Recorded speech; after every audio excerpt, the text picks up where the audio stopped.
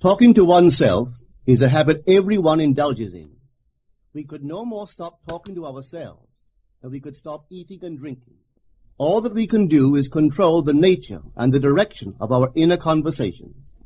Most of us are totally unaware of the fact that our inner conversations are the causes of the circumstances of our life.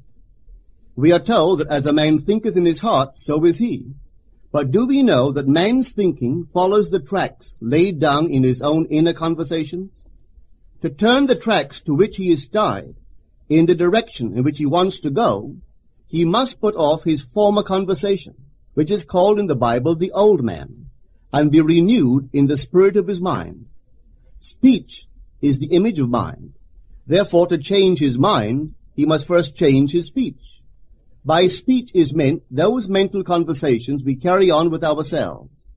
The world is a magic circle of infinite possible mental transformations, for there are an infinite number of possible mental conversations. When man discovers the creative power of inner talking, he will realize his function and his mission in life. Then he can act to a purpose. Without such knowledge, he acts unconsciously. Good. It's after I nick when they fix themselves, I say that we're good. In time, we grow into saying the word NO. But honestly, the Beagle boys are going to have to come back at least twice more. There's not going to be an additional fee, and each stay is going to be at least a week. Every dog that I take in for boarding and training, if they end up needing more time, I give it to them. I don't charge anything extra for that. Yeah, I like for the dogs to acclimate. You know, the Beagle boys, it took them like a week just to get comfortable. Good, you did my good stay. So I'm going to stimulate him. Part of the reason he's going to be messing up is because he's too smart and he knows better. Yes, so watch. Heel. Look, I'm going to turn. Ooh, you see that? You see that? Watch. Good, you get. Oh, too slow, too slow. Good, good, good. You're not getting that? I'm not mad at him. He's not paying attention. He thinks he got me. Look, he thinks he got me figured out. He thinks he got me figured out. Everything is a manifestation of the mental conversations which go on in us without our being aware of them. But as civilized beings, we must become aware of them and act with a purpose. A man's mental conversations attracts his life. As long as there is no change in his inner talking, the personal history of the man remains the same. To attempt to change the world before we change our inner talking is the struggle against the very nature of things.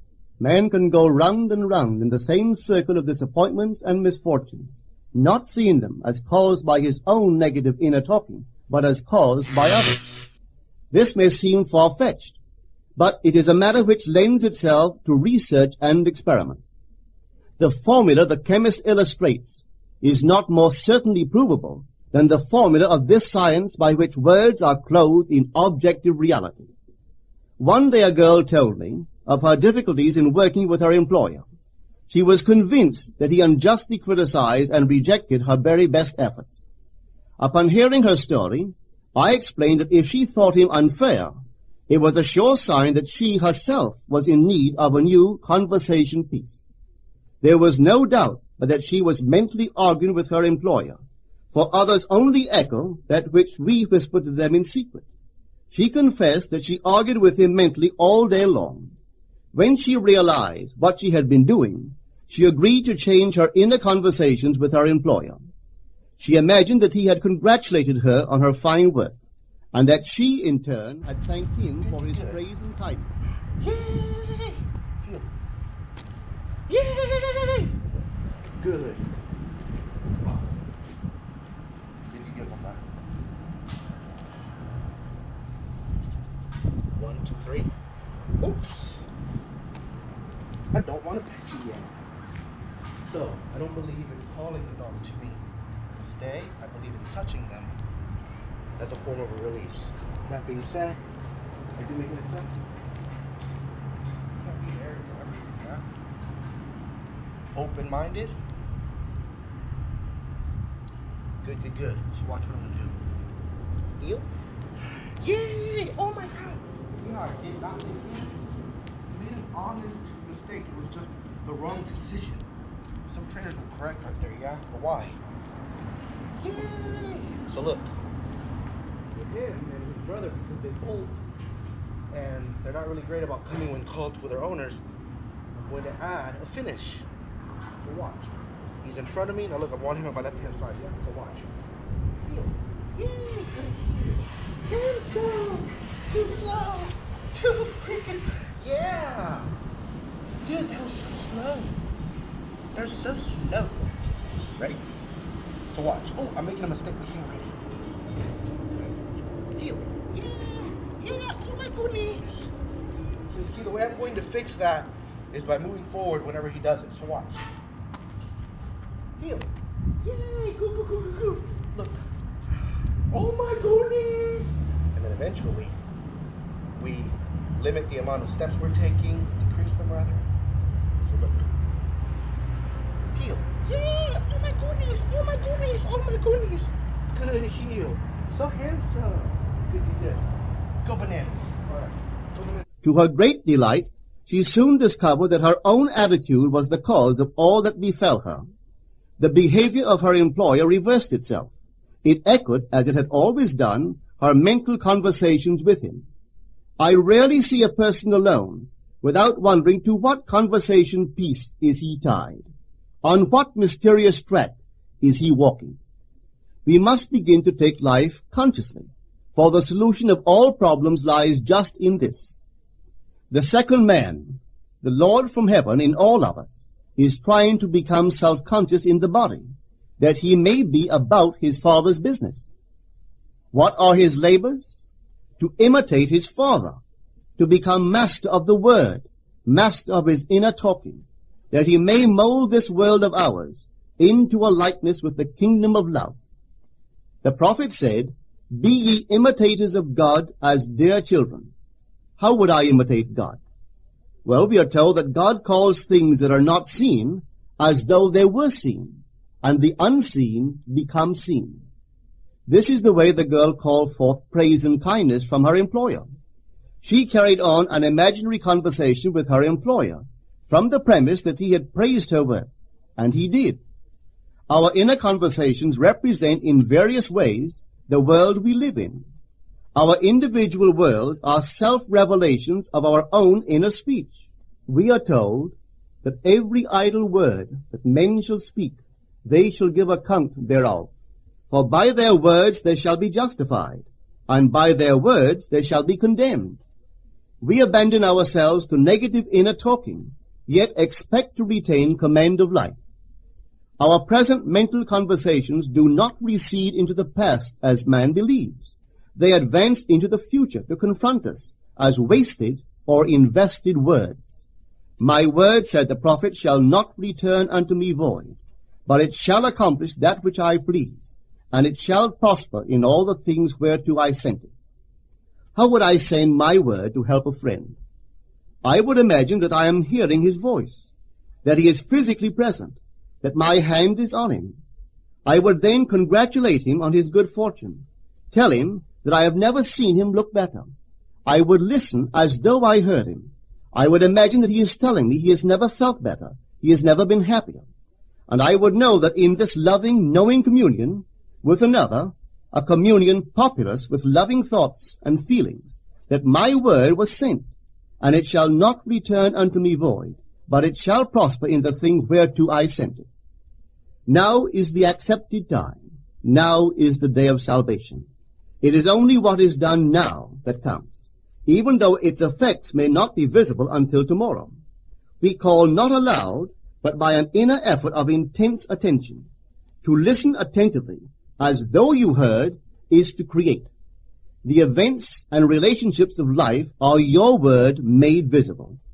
Most of us rob others of their willingness and their ability to be kind and generous by our fixed attitudes towards them. Our attitudes unfold within us in the form of mental conversations. Inner talking from premises of fulfilled desire is the way to consciously create circumstances.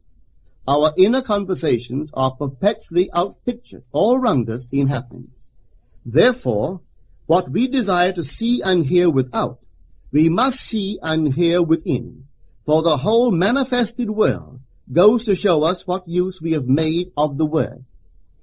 If you practice this art of controlled inner speaking, You too will know what a thrill it is to be able to say, and now I have told you before it come to pass, that when it is come to pass, ye might believe. You will be able to consciously use your imagination to transform and channel the immense creative energies of your inner speech from the mental, emotional level to the physical level. And I do not know what limits, if any, there are to such a process. What is your aim? Does your inner talking match it? It must, you know, if you would realize your aim, for as the prophet asked, can two walk together except they be agreed? And of course the answer is no, they cannot. The two who must agree are your inner conversation and the state desired. That is, what you desire to see and hear without, you must see and hear within. Every stage of man's progress is made by the conscious exercise of his imagination, matching his inner speech to his fulfilled desire. As we control our inner talking, matching it to our fulfilled desires, we can lay aside all other processes. Then we simply act by clear imagination and intention. We imagine the wish fulfilled and carry on mental conversations from that premise. The right inner speech is the speech that would be yours were you to realize your ideal. In other words, it is the speech of fulfilled desire. Now you will understand how wise the ancient was when he told us in the Hermetica, there are two gifts which God has bestowed upon man alone, and on no other mortal creature. These two are mind and speech, and the gift of mind and speech is equivalent to that of immortality. If a man uses these two gifts rightly, he will differ in nothing from the immortals. And when he quits his body, mind and speech will be his guides, and by them he will be brought into the troop of the gods, and the souls that have attained to bliss. With the gift of mind and speech, you create the conditions and circumstances of life. In the beginning was the Word, and the Word was with God, and the Word was God. The Word, said Hermes, is Son, and mind is Father of the Word. They are not separate one from the other, for life is the union of Word and mind. You and your inner talking, or word, are one. If your mind is one with your inner conversation, then to be transformed in mind is to be transformed in conversation. It was a flash of the deepest insight that taught Paul to write, put off the former conversation, the old man, which is corrupt, and be renewed in the spirit of your mind. Put on the new man. Put on the new man, and be renewed in the spirit of your mind, is to change your inner conversation, for speech and mind are one. A change of speech is a change of mind. The prophet Samuel said, the Lord spake by me, and his word was in my tongue. If the Lord's word was in the prophet's tongue, then the Lord's mouth that uttered the word must be the prophet's mind. For inner conversations originate in the mind, and produce little tiny speech movements in the tongue. The prophet is telling us that the mouth of God is the mind of man, that our inner conversations are the Word of God, creating life about us as we create it within ourselves. In the Bible you are told that the Word is very near to you, in your mouth and in your heart, that you may do it. See, I have set before you this day life and good, death and evil, blessings and cursings. Choose life. The conditions and circumstances of life are not created by some power external to yourself. They are the conditions which result from the exercise of your freedom of choice, your freedom to choose the ideas to which you will respond. Now is the accepted time. This is the day of salvation. Whatsoever things are of good report, think on these things. For your future will be formed by the word of God, which is your present inner talking. You create your future by your inner conversations. The worlds were framed by the word of God, that is, your inner talking. See yonder fields? The sesamum was sesamum. The corn was corn. The silence and the darkness knew. So is a man's fate born. For ends run true to origins. If you would reap success, you must plant success. The idea in your mind, which starts the whole process going, is the idea which you accept as true. This is a very important point to grasp, for truth depends upon the intensity of imagination not upon facts. When the girl imagined that her employer was unfair, his behavior confirmed her imagination. When she changed her assumption of him, his behavior reflected the change, proving that an assumption, though false, if persisted in, will harden into fact. The mind always behaves according to the assumption with which it starts. Therefore, to experience success, we must assume that we are successful. We must live wholly on the level of the imagination itself, and it must be consciously and deliberately undertaken. It does not matter if, at the present moment, external facts deny the truth of your assumption. If you persist in your assumption, it will become a fact. Signs follow. They do not precede. To assume a new concept of yourself is to that extent to change your inner talking or word of God, and is therefore putting on the new man. Our inner talking, though unheard by others, is more productive of future conditions than all the audible promises and threats of men. Your ideal is waiting to be incarnated, but unless you yourself offer it human parentage, it is incapable of birth. You must define the person you wish to be, and then assume the feeling of your wish fulfilled, in faith that that assumption will find expression through you. The true test of religion is in its use, but men have made it a thing to defend. It is to you that the words are spoken. Blessed is she that believed, for there shall be an accomplishment of those things which are spoken unto her from the Lord. Test it, try it. Conceive yourself to be one that you want to be, and remain faithful to that conception. For life here is only a training ground for image-making. Try it and see if life will not shape itself on the model of your imagination. Everything in the world bears witness of the use or misuse of man's inner talking. Negative inner talking, particularly evil and envious inner talking, are the breeding ground of the future battlefields and penitentiaries of the world. Through habit, man has developed a secret affection for these negative inner conversations. Through them he justifies failure, criticizes his neighbors, gloats over the distress of others, and in general pours out his venom on all. Such misuse of the word perpetuates the violence of the world. The transformation of self requires that we meditate on a given phrase, a phrase which implies that our ideal is realized, and inwardly affirm it over and over and over again until we are inwardly affected by its implication, until we are possessed by it. Hold fast to your noble inner convictions or conversations. Nothing can take them from you but yourself. Nothing can stop them from becoming objective facts. All things are generated out of your imagination by the word of God, which is your own inner conversation. And every imagination reaps its own words which it has inwardly spoken. The great secret of success is a controlled inner conversation from premises of fulfilled desire. The only price you pay for success is the giving up of your former conversation, which belongs to the old man, the unsuccessful man. The time is ripe for many of us to take conscious charge in creating heaven on earth. To consciously and voluntarily use our imagination to inwardly hear and say only that which is in harmony with our ideal is actively bringing heaven to earth. Every time we exercise our imagination lovingly on behalf of another, we are literally mediating God to that one. Always use your imagination masterfully, as a participant, not an onlooker.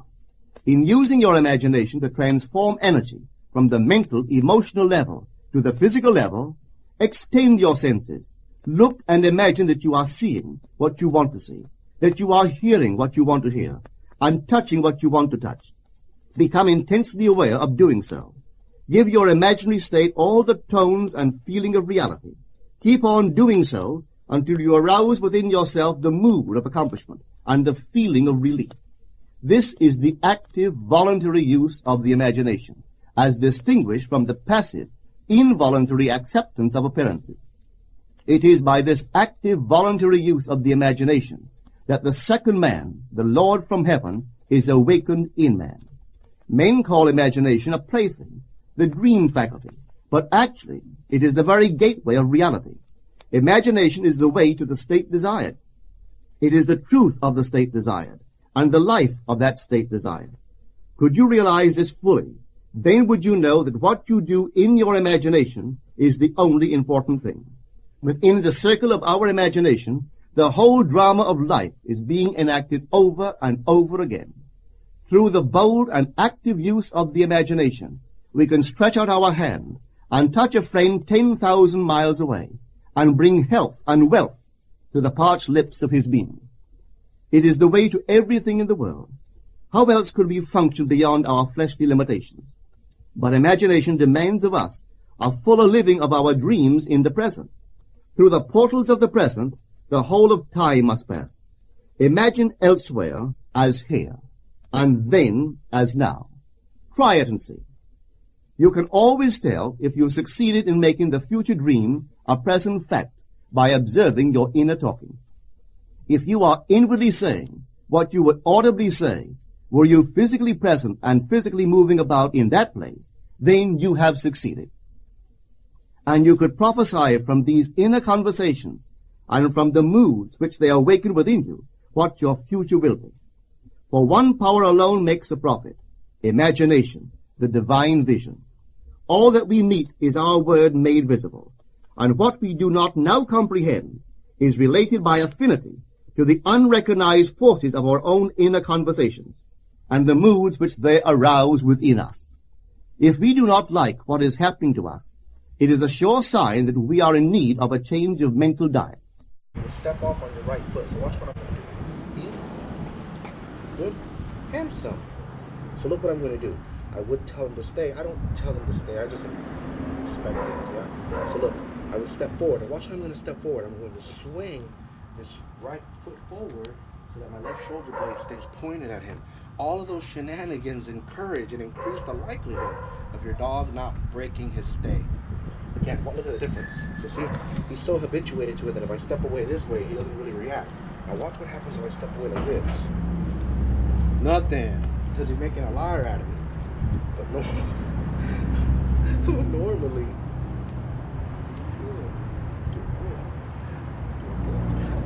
mess up. Good. So watch. I'm going to try to catch him so you can see my little pop. Yeah, look. Heel. For man, we are told, lives not by bread alone, but by every word that proceeds from the mouth of God. And having discovered the mouth of God to be the mind of man, a mind which lives on words or inner talking, we should feed into our minds only loving, noble thoughts. For with words or inner talking, we build our world. Make it more difficult for me, yeah? You might have to go off camera because I got to grab the ball. Good. Good. So look. Good heel. Good. Good heel. Make me good. Awesome, huh? Dang it, the ball went out of frame again. Alright. Stay. Look, I'm gonna grab the ball. See how I keep my left shoulder blade on him? Look at this. Shenanigans, yeah? Increases the likelihood of him staying put. Good stay.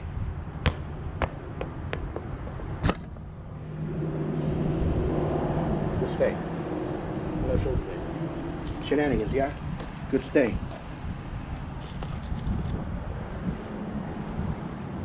Man, he's doing amazing. Good stay, my love. Here. Let love's lordly hand raise your hunger and thirst to all that is noble and of good report. Good stay.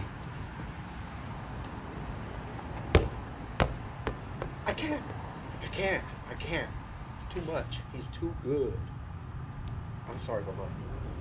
Go banana. And let your mind starve ere you raise your hand to a cup love did not fill, or a bowl love did not bless, that you may never again have to say, what have I said? What have I done? O all-powerful human words.